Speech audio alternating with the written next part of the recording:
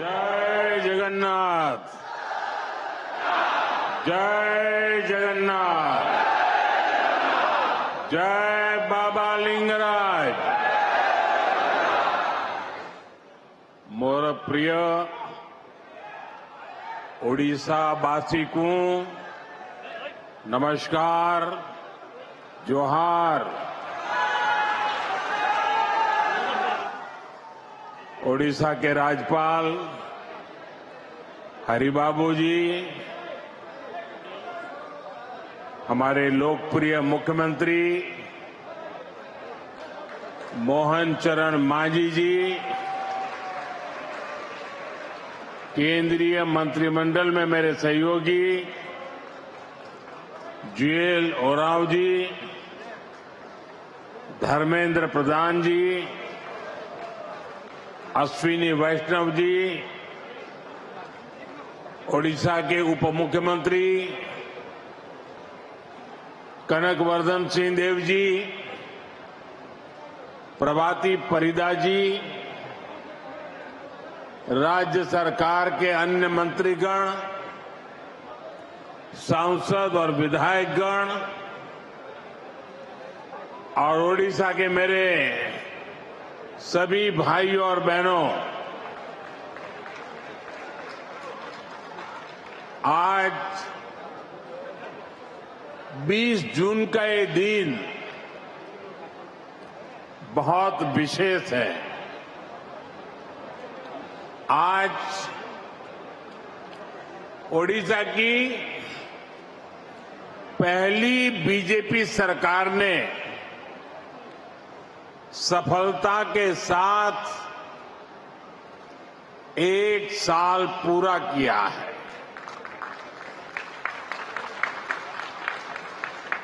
ये वर्षगांठ सिर्फ सरकार की नहीं है, ये सुशासन की स्थापना की वर्षगांठ है। यह 1 साल जन सेवा और जन विश्वास को समर्पित है।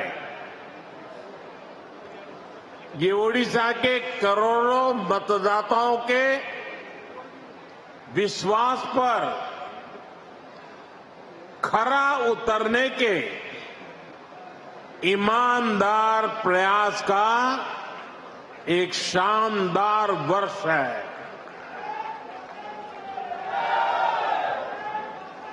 मैं ओडिशा की जनता का, आप सभी का हृदय से अभिनंदन करता हूं। मैं मुख्यमंत्री श्रीमान मोहन मांझी जी और उनकी पूरी टीम को भी बहुत बहुत बधाई देता हूं। आप सभी ने प्रशंसनीय काम करके ओडिशा के विकास को नई गति दी है। साथियों, ओडिशा सिर्फ एक राज्य भर नहीं है, ये ओडिशा भारत की विरासत का दिव्य सितारा है।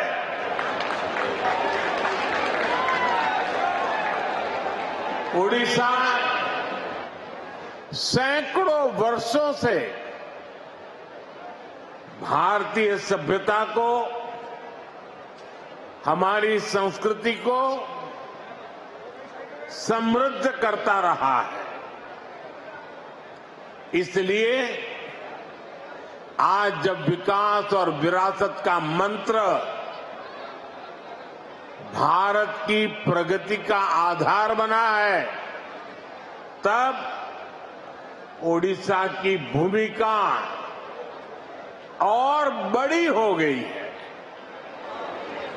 बीते 1 वर्ष में ओडिशा ने विकास भी और विरासत भी इस मंत्र को आत्मसात करके दिखाया है। इस मंत्र पर तेजी से आगे बढ़ा है। साथियों, ये सुखद संयोग है कि जब ओडिशा की बीजेपी सरकार अपने 1 साल पूरे कर रही है, तब आप सभी भगवान जगन्नाथ जी की रथ यात्रा की तैयारियों में जुटे हैं। महाप्रभु हमारे लिए आराध्य भी है, प्रेरणा भी है और महाप्रभु के आशीर्वाद से श्री मंदिर से जुड़े विषयों का समाधान भी हो गया है।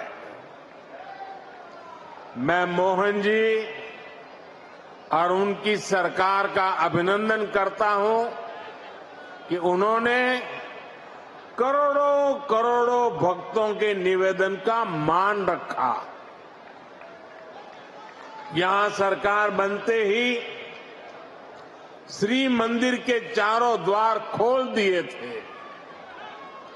श्री मंदिर का रत्न भंडार भी खुल गया है और ये कोई राजनीतिक जय विजय का विषय नहीं है। ये करोड़ों भक्तों की आस्था का सम्मान करने का कार्य हुआ है। साथियों, अभी 2 दिन पहले मैं कनाडा में G7 समिट के लिए वहां था और अमेरिका के राष्ट्रपति ट्रंप ने मुझे फोन किया। उन्होंने कहा कब कनाडा तो आए ही हैं तो वॉशिंगटन होकर के जाइए, साथ में खाना खाएंगे, बातें करेंगे। उन्होंने बड़े आग्रह से निमंत्रण दिया। मैंने अमेरिका के राष्ट्रपति को कहा कि आपका निमंत्रण के लिए धन्यवाद, मुझे तो महाप्रभु की धरती पर जाना बहुत जरूरी है।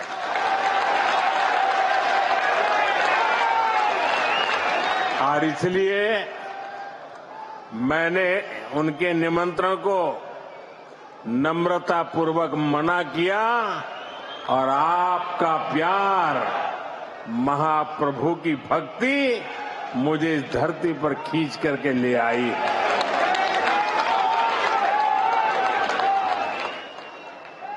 भाइयों बहनों, आजादी के बाद दशकों तक देश में लोगों ने कांग्रेस का मॉडल देखा। कांग्रेस के मॉडल में न सुशासन था और न ही लोगों का जीवन आसान था। विकास परियोजनाओं को अटकाना, लटकाना, भटकाना, घनघोर करप्शन, यही कांग्रेस के विकास मॉडल की पहचान थी। अब देश पिछले कुछ वर्षों से व्यापक तौर पर बीजेपी का विकास का मॉडल देख रहा है। बीते दशक में देश के कई राज्य ऐसे हैं जहां पहली बार भाजपा की सरकारें बनी। इन राज्यों में सिर्फ सरकार नहीं बदली, बल्कि सामाजिक और आर्थिक परिवर्तन का भी नया दौर शुरू हुआ है। मैं आपको पूर्वी भारत के ही उदाहरण देकर के समझाना चाहता हूं। मैं एक उदाहरण देता हूं असम का। असम में एक दशक पहले तक स्थितियां बहुत खराब थी। अस्थिरता, अलगाव, हिंसा, यही सब कुछ असम में नजर आता था। लेकिन आज असम विकास के नए रास्ते पर दौड़ रहा है। कई दशकों से जो उग्रवादी गतिविधियां चल रही थी वो बंद हुई है। आज असम कई पैमानों में देश के दूसरे राज्यों से आगे निकल रहा है। इसी तरह दूसरा एक राज्य का मैं उल्लेख करूंगा, त्रिपुरा। त्रिपुरा में भी कई दशकों से वामपंथी शासन के बाद लोगों ने भाजपा को पहली बार अवसर दिया। त्रिपुरा भी विकास के हर पैमाने पर काफी पीछे चल रहा था। इंफ्रास्ट्रक्चर बेहाल था, सरकारी सिस्टम में लोगों की सुनवाई नहीं होती थी, हिंसा और भ्रष्टाचार से हर कोई परेशान था। और जब से भाजपा को सेवा करने का अवसर मिला, आज त्रिपुरा शांति और प्रगति की मिसाल बन रहा है। साथियों, हमारा ओडिशा भी दशकों से अनेक समस्याओं से जूझ रहा था। गरीब तक, किसान तक उनका पूरा हक नहीं पहुंच पाता था। भ्रष्टाचार और लाल फीताशाही हावी थी। ओडिशा का इंफ्रास्ट्रक्चर बेहाल था। ओडिशा के अनेक क्षेत्र विकास में और पीछे छूटते जा रहे थे। ऐसी अनेक चुनौतियां ओडिशा का दुर्भाग्य बन गई थी। इन चुनौतियों के समाधान के लिए बीते एक साल में भाजपा सरकार ने पूरी मजबूती के साथ काम किया है। साथियों, विकास का जो डबल इंजन यहां चला है उसका फायदा भी दिख रहा है। आज भी यहां जो हजारों करोड़ रुपए के प्रोजेक्ट का शिलान्यास और लोकार्पण हुआ है, उसमें डबल इंजन की छाप है। ओडिशा में डबल इंजन ने यहां की जनता का डबल बेनिफिट किया है। मैं एक उदाहरण देता हूं। आप भी जानते हैं, लंबे समय तक ओडिशा के लाखों गरीब परिवार आयुष्मान योजना से बाहर थे। आज आयुष्मान भारत जन आरोग्य योजना और गोपबंधु जन आरोग्य योजना, दोनों इंजन यहां चल रहे हैं। इससे ओडिशा के करीब 3 करोड़ लोगों को मुफ्त इलाज का लाभ मिलना तय हुआ है।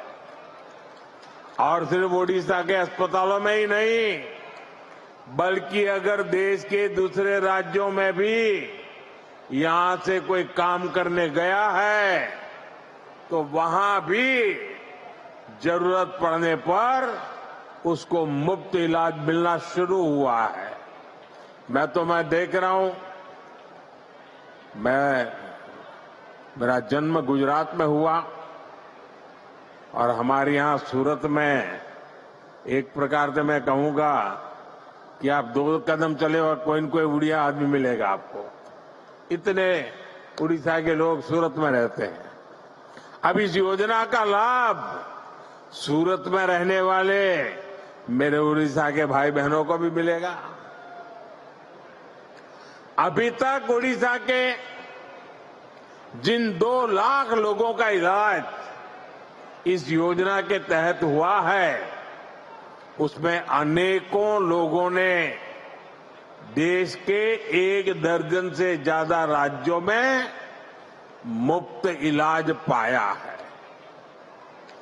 1 साल पहले तक इतने सारे साथियों को मुफ्त इलाज की ऐसी सुविधा संभव ही नहीं थी।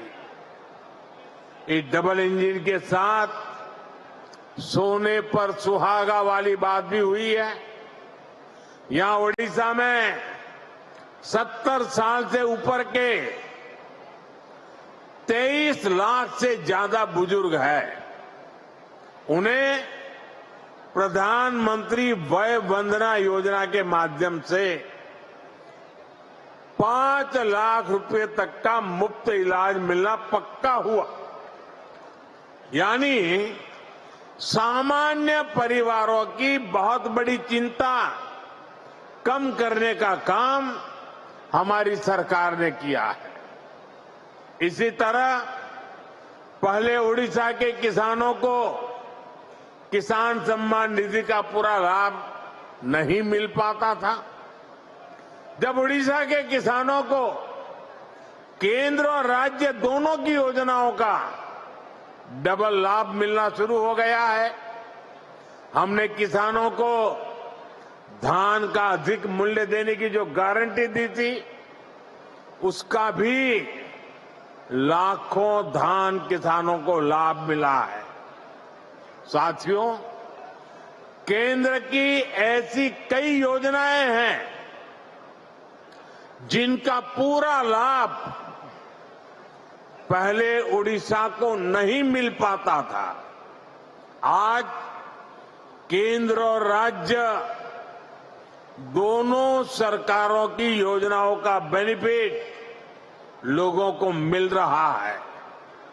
यही नहीं, चुनाव के दौरान जो भी गारंटियां माताओं, बहनों, किसानों और नौजवानों को हमने दी थी, उनको तेज गति से जमीन पर उतारा गया है।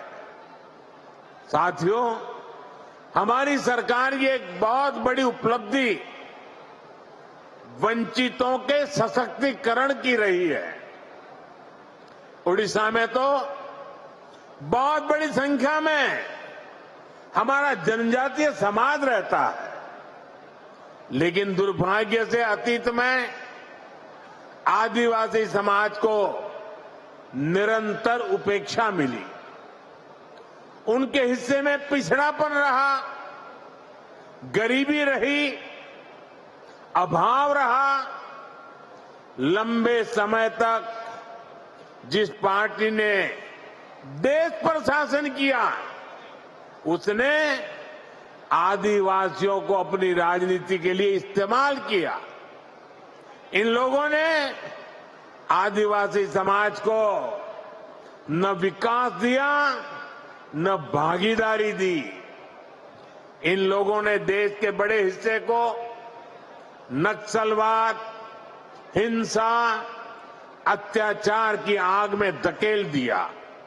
साथियों, हालात ये थे कि 2014 से पहले तक देश में 125 से अधिक आदिवासी बाहुल्य जिले नक्सली हिंसा की चपेट में थे। आदिवासी क्षेत्रों को रेड कॉरिडोर के नाम पर बदनामी दी गई थी। इनमें से अधिकतर जिलों को पिछड़ा घोषित करके पल्ला झाड़ लिया गया था। भाइयों बहनों, बीते वर्षों में हमने आदिवासी समाज को हिंसा के माहौल से बाहर निकालकर विकास के नए पथ पर ले जाने का काम किया है। भाजपा सरकार ने एक तरफ हिंसा फैलाने वालों के खिलाफ सख्त एक्शन लिया, दूसरी तरफ आदिवासी क्षेत्रों में विकास की नई गंगा बहाई। इसी का नतीजा है कि आज नक्सली हिंसा का दायरा देश में 20 से भी कम जिलों तक सिमट गया है और जिस तेजी से कार्रवाई हो रही है उससे बहुत जल्द ही आदिवासी समाज को हिंसा से मुक्ति मिलेगी। देश में नक्सलवाद खत्म होगा और ये मोदी की गारंटी है।